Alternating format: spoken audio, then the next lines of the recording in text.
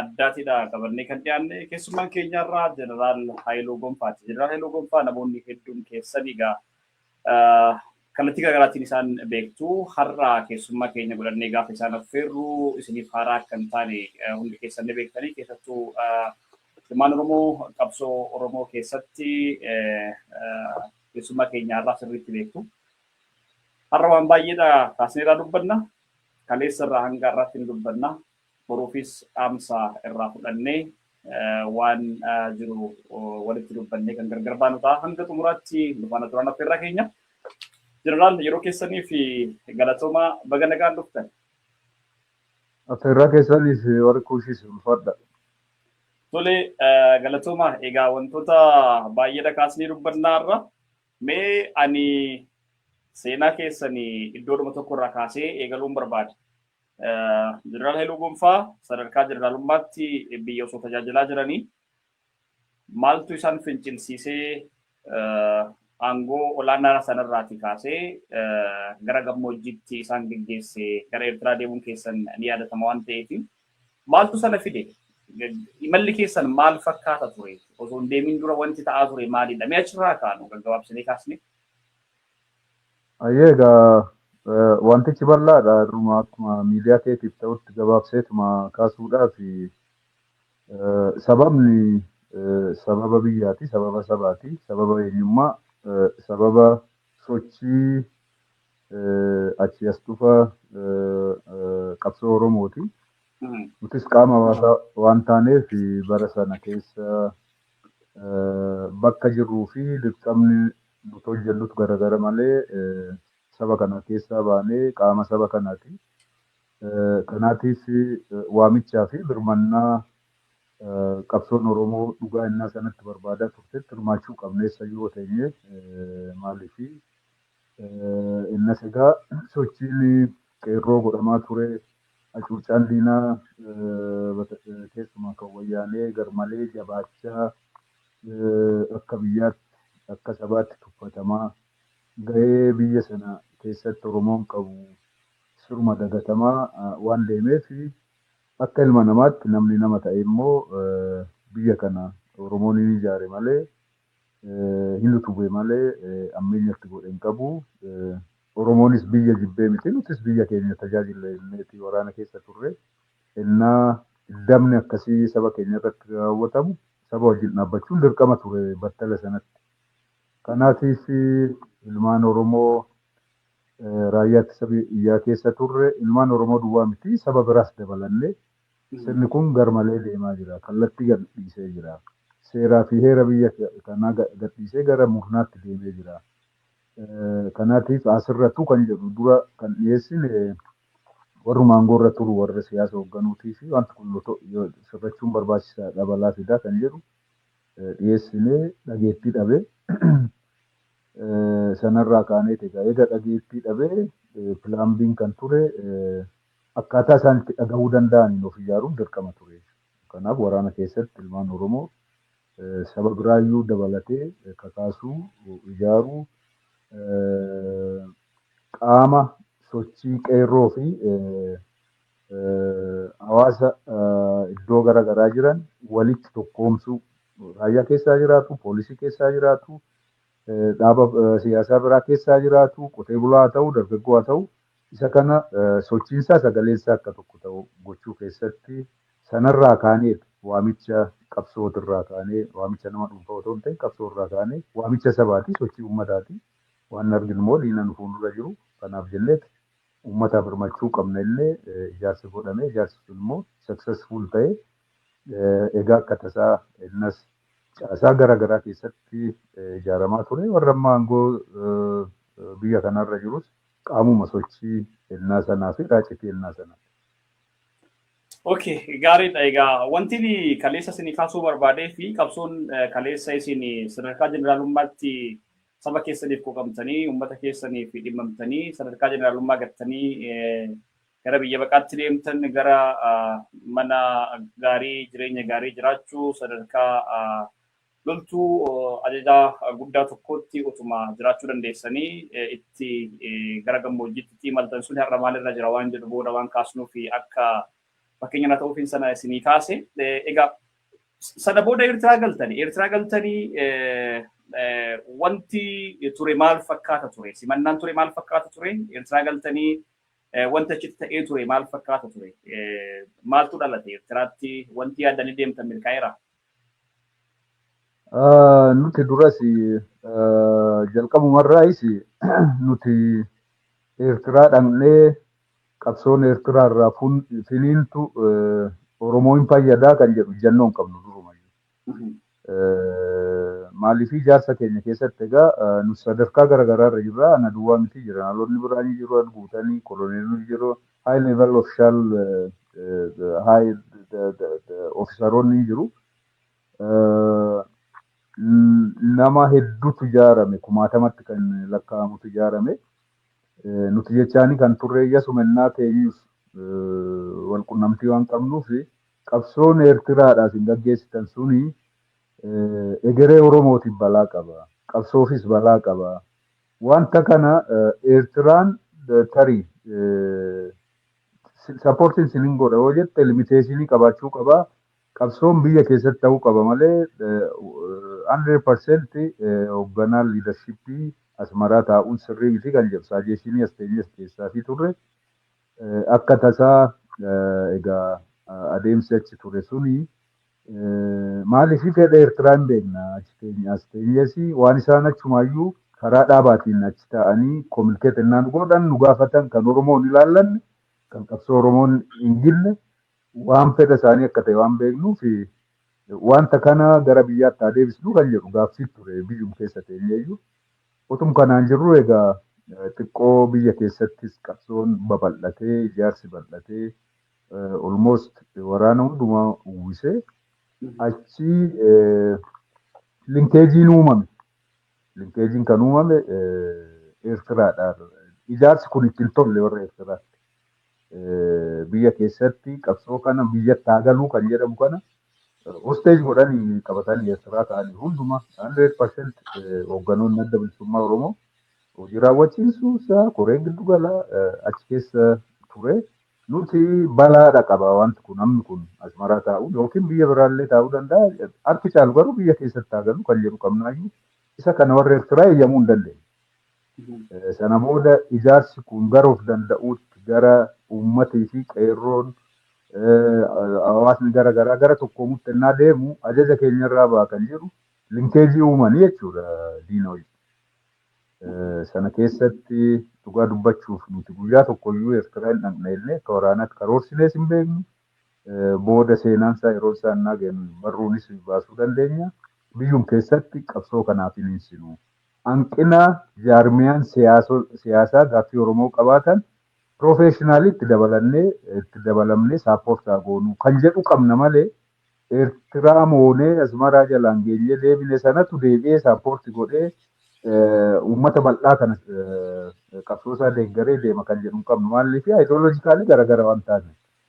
Kanarraa kaanee linkeej nu godhanii akka tasaa egaa namoonni kaan hin qabamanii namoonni kaan for survivaliidhaaf hin ce'amee wal duraa duuba. Ce'amee harki caalu 99% ijaarsi godhame asumatti hafe nuti warri muraasni taane gama ceenes gaaffii gaafanne keessa akkas gootanii dhandhee kan chaalenjii nu godhan Eertiraanonni nuti biyya jibbinee miti kan dhufne sirna jibbine malee kan jedhu dirqamni isaan nutti kennuu barbaadan tokko gara biyya diiguu gara dhaabas maqaa balleessu shororkeessummaa waan biyya diigu waan biyya diigu waan egeree diigu nuti biyya diiguun barbaadnu sirna diiguu malee kan jedhu isa kanarratti garaagarummaan uumame warra keenyas warra achi jiran wajjin marii goonee wanti kun asirratti kan jedhu afaan hin jennee garuu pireeshariin irra jira waan ta'eef karaa Eertiraatiin dhuma wal dhaga'uun dadhabne. Iddoo sana keessatti egaa komfortiin itti dhaga'amuu dide warra Eertiraa nuti immoo sanaaf immoo ergamuu hin dille lakkii wanta kana hin goonu uummata irratti qabsoo keenya hin furgaasu qabsoo keenya black list keessa yoo galche malee akka sabaatti qabsoon Oromoo beekamaadha qabsoon qeerroo beekamaadha qabsoof danda'aa gaggeessinu naan jennu hirkattummaa barbaadani sadarkaa sanatti waraanni fuunee dhangees nutis hin dinne garagarummaan uumamee jechuu kooti. Kan nu simate in sirreessina illee kan dhange suni akkaataa nuti barbaanne nu deemuu dide wanti goonu yoo jiraate na sanatti biyya ormaati biyya namaati.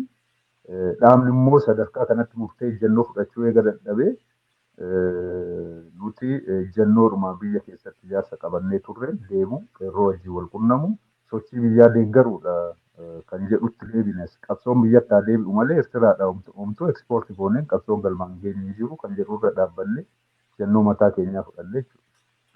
Dansa eegaatii wanti guddaan akkuma amma sinnaa kaastanii Eertiraan qabsoo kana tokko hoosteejii goote warreen achi jiranii hooggansa dhaabaa achi jiranii koree hojii raawwachiiftuu irraa kaasee hanga miseensota hedduun achitti akka hoosteejiitti akka qabamanidha kan isin keessa naa kaastanii. Isinis immoo qabsoo biyya keessatti ijaartan liika akka gochaa turan. Liikiin kun eenyurraa dhalate? Warra Eertiraadha moo gareedhuma isin ijaaraa tokko santu liikii sana uume yookiin immoo iccitiin suni bahuun akkamitti dhalate? Sarma hundaa keessattuu waan Eertiraa hin beektanii akkamitti isiniyyuu gara Eertiraatti deemuudhaaf murteessitan? Biyya keessatti lafa qabattanii dirree qabattanii socho'uun hin danda'ama ture. Sochiin suni wanti akkasii suni kallattii garaagaraatiin namoonni baay'ee waan sana kaasaa turan yeroo sanatti. Dhugaadha hin beekna garuu ammi beeknuu fi mee affachu haa ilaalamu kan jedhu karaa dhaabaatiin kan dhufe innas egaa walqunnamtiin adda bilisummaa Oromoo wajjin Jaaldaawid Ibsaati ajajatu darbee jechaadha. Waan sirra wasum ta'ee sirreessinaa koottaa kan jedhamu dhufe sirna eegdee immoo deemuu qabda. Isa biyya keessaa sitti waan sirreessuun nurra jiraatu sirreessineeti. Isaan bira deemne tarii qaamaan arginee sirreessuu dandeenyaadha. Nu hubanneela jarri kunis kan jedhurra dhaabbanneeti malee achi teenyee qabsoon fineensinaa kan jedhu guyyaa tokkollee abjoonni hin beekne waraanni achi dhaqellee kanaan hin dhaqne hin deebinaattidha kan deemne boodarra siifan kaasa. Eenyutu linki godhee kan jedhu I think kun hifaadha. Qabsoon nuti ittiin deemnu uummata kana tokkoomsuu sabni Oromoo biyya kana hundeedha utubaadha jedhanii waan yaadanii fi warri Shaabiyaa qabsoo saba kanaa dadhabsiisuudha. Fakkeenya tokko tokko siin kaasaa absolutely support godhaa kan isaan walitti qabaa turani extremely eenyummaa abbaa biyyummaa isaaniillee kan hin fudhanne biyya sanatti akka jaarmiyaatti walitti qabanii jiru. Qabsoo Oromoo absolutely dhagahuu kan hin barbaanne walitti qabanii jiru. Tokkummaa biyya kanaas haa ta'u kan saba kanaas kan homaa karaadhu walitti hodhitullee kan hin qabne walitti qabanii mooyyeedhum tokko keessa kaanas mara. Jarana wanti kuni hin ta'u maaliif akkas gootu jennee gaafanneerra haayilee balii ofishaalota isaanii. Nuti kan barbaannu sirni sun akka jigu malee yoo aangoo haa qabatu, Mr. X haa qabatu, Mr. Y haa qabatu inni ajandaa keenya miti. Kan jedhu maayinni isaanii nuu galee amma intarestii biyya isaanii eeguun Itoophiyaa dadhabsiisuuf Oromoon dadhabuu akka qabu nuu galee jechuudha. Kanaatiif adda bilisummaa Oromoo hoosteej godhanii achi kaa'uun piraayoriitiidha Eertiraadhaaf innaa sanatti. Kana hubanne jechaadha. Kan innaa hubannu hin ta'u. Maaliifi motorri qabsoo biyya sanaa Oromoodha. Ammas biyya sana sirreessuufis kaasuufis akkaataa isaa ta'uunis ijaaruufis gaheen Oromoo guddaadha waan ta'eef innaa sanatti immoo dhaabni guddaan kan ture adda bilisummaadha. Addi bilisummaa Oromoo hoosteejii sana keessaa bahee gara qabsoo hoogganuutti ce'uu qaba kan jedhu propoozaala goone. In fact warra koree hojii raawwachiiftuu adda bilisummaa Oromoo keessaayis seentiraal komitee adda bilisummaa Oromoo keessaayis warri diyaaspooraa jiranis yaada kana fudhataniiru. Za'oon kan hafe eenyunni jarri kana eeyyamuu didanii jechaadha. Dura akka malee dhaqxee keessa galte waan ta'eef indipendensii hin qabu paartiin waan ta'eef achi homaa gochuu hin dandeenye. Nuti maaliifi achi nama ekspoortii goonee biyyatti lolchiisuu hin dandeenye. Kan jedhu isaanii kaasnee kun isaanitti hin tolle warra Eertiraanitti. Kanaatiif akka nuu galee booda egaa tarsiimoodhaan Oromoo dadhabsiisuun qoqqooduun humna dhabsiisuun, hooggana dhabsiisuun, hoogganni haaraan akka gara qabsoo hoogganuutti akka dhufu. Adda bilisummaa Oromoo keessaallee nama isaan dur beekaniin ala namni biraa akka dhufu. Namni biraa eeyyama isaanii ala gara decision makeriitti akka dhufne karaa tika isaaniitiin tolchanii isa kana immoo steejiidha inni fudhanne malee qabsoodhaaf akka hin taane nuu galee linkeejii kan uuman sochiidhuma qeerroo Oromoo sanayyuu otoo isaanii ta'ee Tigraay yookiin TPLF inna saangorra kan ture TPLF ajaja isaanii jalaa bahuu sanatu isaan haase malee aangoorraa TPLF akka buutu hin barbaadan innasis. Akka ta'an barbaadan sanatti ajaja durii sana kaayyoo durii ijaaramanii sanatti daandii sanatti bitaanis mirgaanis micciiranii deebisuudha malee filannoon turre adda bilisummaa Oromoo filannoon turre paartiin siyaasaa Itoophiyaa biyya sana ture piraayoritiin kan TPLF ture innasis. Maaliifii ittiin deebi'anii biyya kana bituuf piraayoritiin kan kennameef TPLF garuu ajaja fudhachuu harkatti jabaannaan isa ittiin cabsuuf paartii biraa dadhabsiisuun sirna ture malee dhugaa dubbachuu biyya kanarratti sabni maajoritii aangootti akka dhufus intarestiin qaban kanarraa ka'aniiti kan dadhabsiisan. Tole dansaadha eegaatii mee bahiinsa Eertiraadhaa isin baatan immoo haa ilaalu. Namoonni baay'een wal dhabdee dhaaba gidduutti yookiin immoo hooggansa dhaabaatii fi garee keessanii sanaan wal fakkeessanii kaasu namoonni baay'een. Akkuma isin kaasaa jirtanitti socho'uu waan hin danda'amnee fi isin durumarraayyuu dhabdanii fincila akka kaastan. Fincilli kun immoo warra Eertiraa wajjin walitti akka isin buusedha kan naadhamtan. Kun immoo warra Eertiraa qabsoon Oromoo hooggansi qabsoo Oromoo akka gargar qoodamu itti fayyadamaniiru waan jedhu murteessinee kaasuu dandeenya. Maal ture achii ba'uun keessan sun haala kamiin ture? Egaa nuti akka dhaqneen kan goone keessa nuti waraanna sii dhaqe isa achi dhaqe sana abdannee miti nuti. Isa hafe sana abdanneeti. Nuti kan dhaqne guyyaa lama otoo hin buliin asiin baane irraa adeebinu. Faasiliteen nu godhaati hin deebina. Humni keenya baay'een biyya jira adeebinu jedhu. Abaa'oofis achitti proposal kan goone hoogganni harki caalu iddoo kana jiru qaxanaa biyya keessan beekna iddoon qophaa'ee jira waraana guddaa qabna haa deemnu biyya kanatti kana fuuldura jiraatu yoo tan barbaachisaa ta'e jedhu yookiin loojistik sappoorti nama godhu malee hoogganni 99% as taa'uun irra jiraatu wajjin haa deemnu as turuun irra jiraatu maaliif intarestii warra Eertiraa waan beeknuuf kanan goonu enne proposala dhiyeessin. Lammata kan warra Eertiraa nu dhiyeessan keessa silleen jimnaa jedhan waraana adda bilisummaa Oromoo 100% kan leenjisu Eertiraanota. Dhaqnee warra paartiinis kan jenne keessa Eertiraanonni intarestii isaanii leenjisu malee militariin dooktarii isaanii akka isaaniif ta'utti malee saayikoo Oromootiin nama leenjisanii.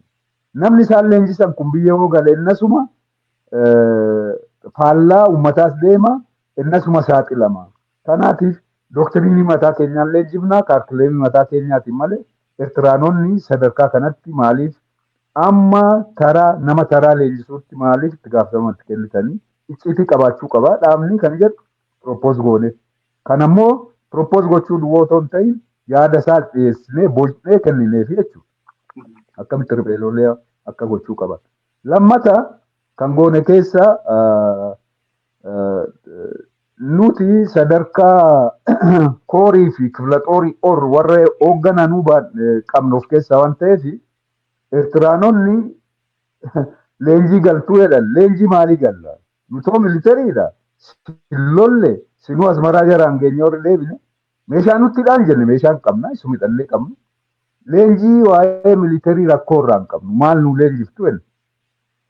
Kan Eertiraawota Eertiraas doktariinis ittiin leenji'aa turtanuu moonee dhufne amma nuti dhaaba barbaacha dhufne malee leenjii keessan sinirraa fudhachuu dhufne. Nuti dhimma kan irraa hin qabnu Eertiraa miti adda bilisummaa Oromooti isaan wajjin walitti makamnee haaromsa godhannee gara uummata keenyaatti dabnee akka qabnu innas sochiin qeerroos akka malee socho'aa tura uummata harka qullaa deemutti adeebinu kan jedhutti deebine. Sana booda maal godhanii hin ta'uu jedhanii nuti leenjii taraan namni shaabiyaa tokko nu leenjisu waan hin taane akka dhaqneenis egaa nama hidhamaa keenya dhibbootaan argine iddoo sanatti hin gaddina. Namoota injiinaroota, namoota gurguddaa, koloshaanota, ikoonomistoota meeqatu achi dhaqee achitti hidhamee hoosti godhani. Inni kaan hojii humnaa hojjeta. Hin gaddine jechaadha. Safuu dhabne akka sabaatti. Nuti kanatti ittiin hirmaannu jedhe. Ittiin tolle warra Eertiraatti. Isa kana dhugaa dubbachuudhaaf warri adda bilisummaa Oromoo hoogganan warra achi jiran sunuma beeku ittiin tolu isaanittis. Garuu waan godhan hin qaban. Cabsanii akka keenya dubbachuu hin dandeenye. Sana booda egaa nuti biyyatti nu deebistu moo deebistanii jennaan deebitanii jedhan hin baatanis jedhan. Waggaa 11 achitti addaraa'us arrest nu godhanii jechaadha. Aanaa Kamaalii Jeneraal Abbabeeti achi kan turre.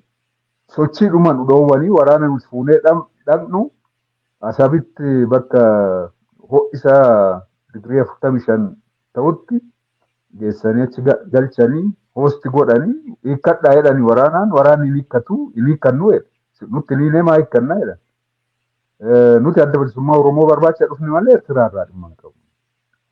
Kan jedhu sana booda egaa waggaa 10 ol achi keessa teenye nuti kan barbaanne Eertiraan akka barbaaddetti intirestii ishee haa ooffattu. Nuti intirestii mataa keenyaa qabna. Indipendentii paartiidhaa yookiin jaarmiyaa siyaasaa keenyaa haa eegamu.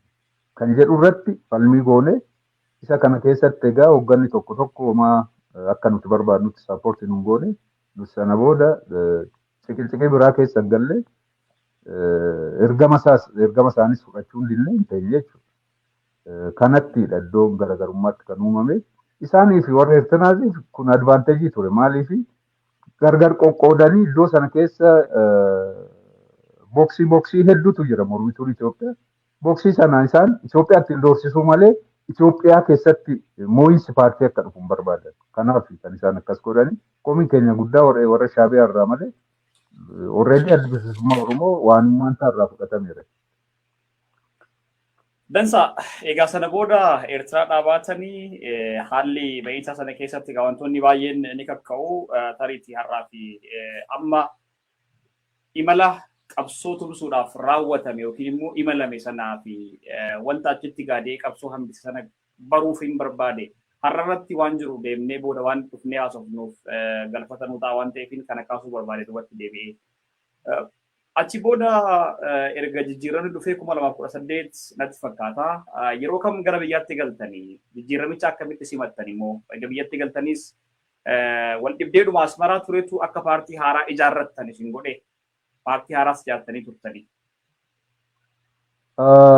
Egaa wal dhibdeeni nuti wal dhibdee hoogganoota adda bilisummaa turaniin akka Oromootti hin qabnu. Amma isa naareetivii namni tokko hojjetu isa dhiisa. Ani amma nama achi komadhu hin qabu because hostage ta'aniiru jarri sun. Warra qabamee jiru haqa alannaa baane haqa kanarratti walii galla achittis. Garuu eenyu haa dubbatudha achittis kan nu rakkise malee amma ebeluutu akkas godhee ebeluutu sana godhee miti akka jaarmiyaatti ukkaamsa waan ta'eef akka jaarmiyaatti kan dubbachuun nurra jiraatu malee individuaalii waan hin goone. Egaa achitti kan goone maa inni eega isaan kana jedhanii booda humni keenya guddaan biyya keessa ture. Nuti achitti hostage nu haa godhan malee communication hin qabna humna biyya keessaatiin sochii qeerroo almost 100% participate itti godhaa turreeyyuu jechuudha. Iddoo sana ta'e namoonni nuti asitti ijaarre almost waraana akkuma egaa yoo barbaachise ammaaf dubbachuu hin dandeenya. Waraana 25,000 hooli kan ijaarame. Ammi sun hin bahee ammi sun ennaa bahu liidarshippii yookiin faasiliteetara qeerroo ta'ee jechuudha. Wayyaaneen asiin ariite jara kan. Warra ariite sana nuti kaan warra gugurdaa warra bebbeekamu manadhaa galtee maajoritiin ari'ame dhaqee qabsoo qeerroo kanatti raacitii ta'ee galee jechuudha. Akkasumaan hin dhufne amma qabsoon qeerroo akkas ta'e jedhamu qeerroo faffaca'ee ture sana iddoo tokkotti maajoritiin akka ta'amu ta'ee jechaadha. Common understanding godhanne ijoollee waraana keessa turte achinnaa ba'an poolisii keessa turanii, waraana biyyaa keessa turanii, milishaa keessa turanii, oppidiyoo keessa turanii. kun hundumtuu gar tokkotti akka harkifatu akka ittitu godhame muummentiin qeerroon sun raacitiinsa akka ol ka'u godhame jechuudha. Wanti goonu gaafa dhabnu Asmaraa keessattis nu dhaga'uu dide gaafa warri abaa'os wanta kana sikuritii mataa isaanii irraa ka'anii jenneeti malee isaanis akka hosteejii keessa jiran wallaalanii miti. Innaa rakkannu karaa ittiin koominikeeshinii uumnu laayinii uumne jechuudha. Laayinii sana nuti paartii dorgomaa wayii uumne ittiin deemnu otoo hin ta'in sochii muuvimentii qeerroo sana akka jaamil ta'an akka boodatti hin deebine saapoortiif roolii haa taphannu illee paartii uumne sana jijjiiramni ittiin finne sana booda paartii bixxilachuun hin barbaachisu. Maaliif humna Oromoo walitti qabamuu waan qabuuf eega jijjiiramni dhufee booda nuti nama ni ilaalle sirna ilaalle jijjiirama sana kan fide qeerroodha kumaatamatitti dhume isa kanarratti kumaara taphachuu hin barbaanne.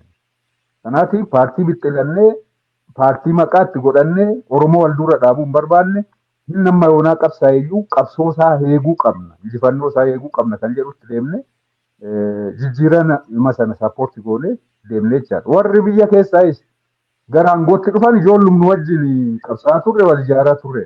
Kanaatiif ennaa dhufu nama laman ta'an warra wal dorgomu otoo hin ta'in warra waliin dorgomu akka taanu ta'e jechuudha. Kanaatiif nuti waan biraa bixxiluu hin dhaqne qabsoo warra saapoortii godhe mataa qabsoo walitti qabuudha malee maqaa qabsootiin paartii iddootti bibixxilachuu hin turre isarratti successful ta'an irree dheetan yaada Oromoo wal dura dhaabuu keenya. Yaa dansaadha. Normaalii anis gaafii kiyya irratti akka ifasaniif ta'uuf kallattiinuma kamiinuu haa jiraatu eenyullee bileema akka ta'u eenyullee maqaa akkas ebaluutu akkas godhee ebaluutu balleessaa kan jedhu anis keessa galuun barbaadu kallattiinuma kamiinuu qabsooni waan gaafattu waan babal'aa qaba waan ta'eef sirriitti nu badha sana. Garuu wanti isiniif kaasu tokko normaalii waanuma ifa ta'uu qaban waan ta'eef isinii kaasa sirriitti jala sarareechuu kooti. Eertiraatti rakkoon ture rakkoo ukkaanfamuu hooggansa dhaabaati santu gargar nu qoodee dhaabni yoo osoo nan dubbadha jedhee dhiibbaa guddaatu irra ture waan jedhu hubannoo akka qabdanidha kan dhaamtanii suni waan gaarii. Erga biyyatti galtanii yeroo tokko namoonni maqaa masoo isinii baasanii aba'oo soodaree aba'oo maarra jedhan illee si waamaa turan. Biyyatti gaafa galtanoo dubbachuu hin dandeenye dhaaba akka dhaabattis ijaarrattanii turtan sun normaalii waan oofishaalii beekamu filannoo boordii filannoo irraayis heeyyama waraqaa akka qabdan yeroo sana miidiyaa irra deemaa ture argaa turre ibsi garagaraas bahaa ture. Erga biyyatti galtanii hoo wanti suni maaliif barbaachise? Erga rakkoon suni Eertiraatti dhiibbaan yookiin immoo gidduu lixiinsi Shaabiyaadhaa sana raawwate. Eega biyyatti galle abaawoon wal duraa duuba egaa Shaabiyaan akkaataa kee keessatti gaafum Shaabiyaan gadhiiftuudha abaawoon achitti adeemu kan gale. Gaafa qabsoon Oromoo suni filiilee masaraa qabate otoo hin ta'in gaafa Shaabiyaan eeyyamteedha kan dhufe paartiin. Sana dura dursinee dhufne nuti sappoort kan goonu jaarmiyaas kan qabaachuu qabne muuvimentiin sun tempoon isaa eeggatee haa deemu. Silaa nun barbaachisuyyuu paartii ijaaruunu otoo achi jiraanne otoo keessa jiraanne biyya jiraanne hin barbaannuyyuu kan jedhurraa kaaneeti warra ala jiru warra cabsatee dhufe walitti qabuun barbaachisaadha innas. Individuaalii walitti qabuun rabbi ijaarameen tokko haa taanu kan jedhamu walitti dhufamee jechaadha. Akka dhufameen kan hojjanne keessaa mootummaa wajjin hojjechuurra warra adda bilisummaa Oromoo eega galee booda kan Jaal Daawit Ibsaan hoogganamu. Innas egaa paartii garaagaraa akkuma beektu abaawoon 3-4 ture. Kan Jaal Daawit Ibsaa ture, kan namsee isaanii amaaru kan Jaal Galaasaatu ture. Warri biraas kan maqaa paartii abaawoo irraa ba'anii maqaa hedduutu ture. Isaan kana walitti qabuutu ture. Amma tokko ala innaa turre isaan kana walitti qabnee iddoo tokko gooneera. Abaawoo tokkoome kan jedhamu sana innas warra abaawoo irraa ba'ee iddoo garaagaraatti faca'ee ture sana walitti deebisnee jechaadha. First stage.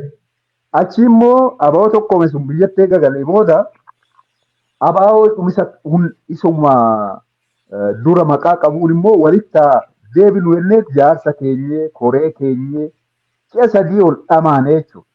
Jarana lakke akkasitti hin ta'u tokko haa taanu amma walli geeddaramee jira maalaa goonuu kan jedhu walitti haa dhufnuu kan jedhutti galleechaa. Amma egaa ho'iinsa sana keessa aktivistoonnis kan boksii mataa isaa uummatee bilisummaa akkasii kan adaabaa warra achi baheessa akkasii kan nama dhuunfaas kan dallanis quba qubaannaa taa'u wanti kun akka Oromoo hin baafne hamanneechaadha. Kanaatiif gara kanaan wal loluu wal ajjeesuu walidhuutu ammas itti fufuu qabamoo Oromoo biratti maalaa goonuu kan jedhu istaandii tokko fudhanne akka keenyatti. Istaandiin fudhanne keessaa maa inni paartii bibiqqillee wal dura dhaabuun kan paankishin hin goone. Waajjira banachuu, waajjira keessa taa'uun kan aayidooloojikaalii garaagarummaa hin qabu. Kan hojiinis hojjellee uummataaf bu'aan bu'u. Paartii itti biqqillee sammuu Oromoo olii gadiruurra tempoon jijjiiramaa kun haa eegamuu jennee jijjiirama kana saappoortii haa goonu kan jedhu jalloo fudhannee sanarratti deemnee jechuudha. Sanarraa kaanee paartiin keenyas marji haa godhu kan barbaade sirna kanatti siistema keessa kan galuu barbaade siistema keessa haa galu. Kan hin galle immoo gufuu walitti ta'uu hin qabu adabatee haa taa'u. Kan jedhutti gallee paartiin keenya kana fudhate I think nutti ansees kan Jeneraal Kamaaliin hoogganamaa ture. Ijjannoodhuma kana dhumarratti fudhate booda adeemsa keessa jechuu kooti. Only kan hafe maanyi adda bilisummaa Oromoo nuti kan innas jedhaa turre diil godhaa kan ture kafaa wajjinis sabaa wajjinis iddoo tokko taanee sirna kana deeggaru yookiin sirna kana deeggaruu baannellee paartii tokko haa taanu kan jedhu piroopoozaalaa dhiyeessinee fi fudhatama dhabe jechuudha. Inni Asmaraatti namni wal qoqqoodu sun asittis fudhatanii dhufanii nuti qoqqoodiinsa Asmaraa keessaa hin barbaannu haaloo walirraa bahus hin barbaannu siistematti jijjiiramni dhufe nuti dhimmi kan qabnu aarsaan itti kaffalamee jijjiirama dhufe saappoortii goonaa isarratti qumaaran taphannu illee marji goosifne jechuudha paartii keenya. Sanaanis bu'aa guddaatu argama.